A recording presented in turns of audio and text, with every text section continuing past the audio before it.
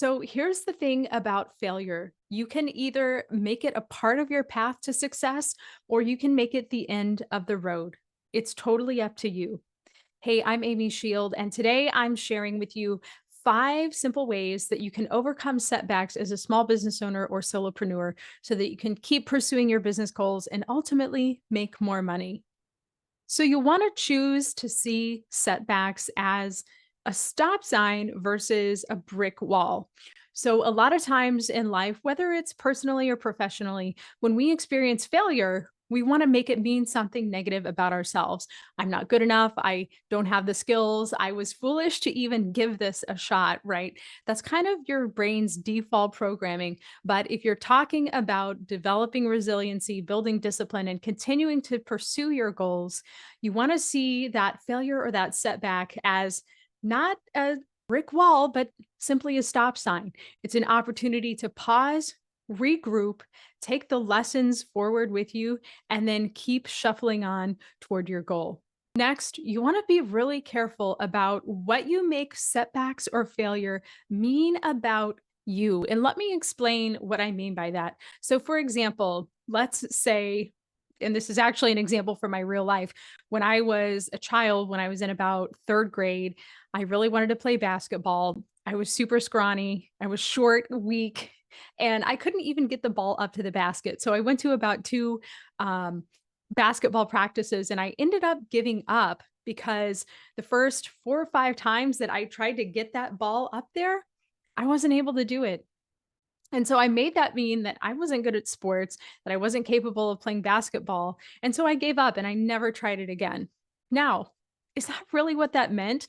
No, it meant that at the time when I first gave it a shot, I hadn't developed the skills or the muscle or the movements to be able to make a basket. But you know what? If I had stuck with it, I probably would have been a decent basketball player at best, probably.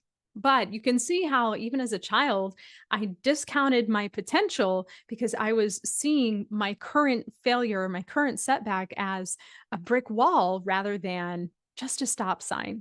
As you're facing failures and setbacks in your business or in your personal life, you also want to make sure that you're using those to take meaningful lessons forward with you into the future. And in order to glean those lessons out of your experiences, you can ask yourself these 3 questions. And by the way, this is something that I learned from fellow coach Stacy Bayman, who is an amazing coach for coaches. The 3 questions are: what worked in this situation?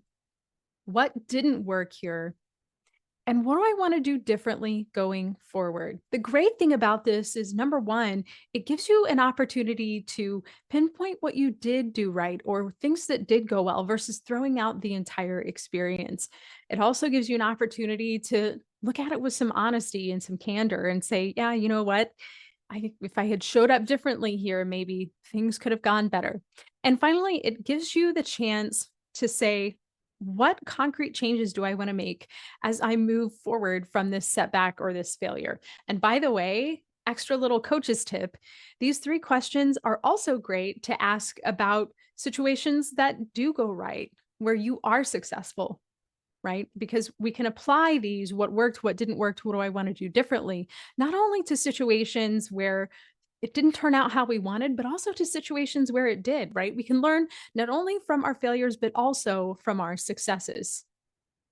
As you're dealing with setbacks or failures, again, whether it's personal or professional, you also want to think about reframing that setback in a way that serves you. So, for example, let's say that you gave a sales presentation and you weren't prepared, you messed up, some of the slides were out of order, maybe, and you left thinking, that was embarrassing. I did horrible. I have no business being in sales. How is that mindset, that thought process going to serve you as you go into your next sale? Probably not very well, right? So you can reframe that experience in a way that serves you, in a way that doesn't put yourself down or harshly criticize you, but in a way that helps you learn from the situation, but also keep moving forward. And so that might look like, wow, that was embarrassing. And I learned, number one, that I can survive embarrassing situations. It's not going to kill me. And number two, that I need to be way better prepared for my next sales meeting. See how different that feels from that was embarrassing.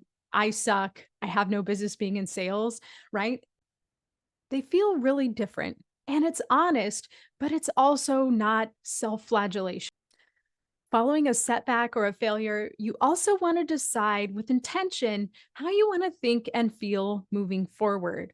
So, what kind of thought is going to serve you? What is going to give you the fuel and the motivation to keep going? These can be thoughts like, success is mine to create, or I have what it takes to do this. This setback was an enriching experience because I learned and grew as a result of it. Or sometimes business or life is hard, but you know what? I can get through those hard parts.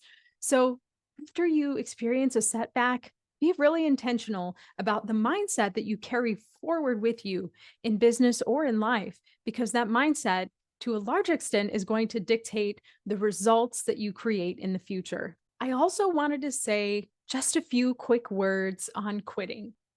Listen, I'm all about pursuing goals doggedly, unapologetically, and until you succeed. But that being said, there are going to be times when it makes sense to go ahead and throw in the towel.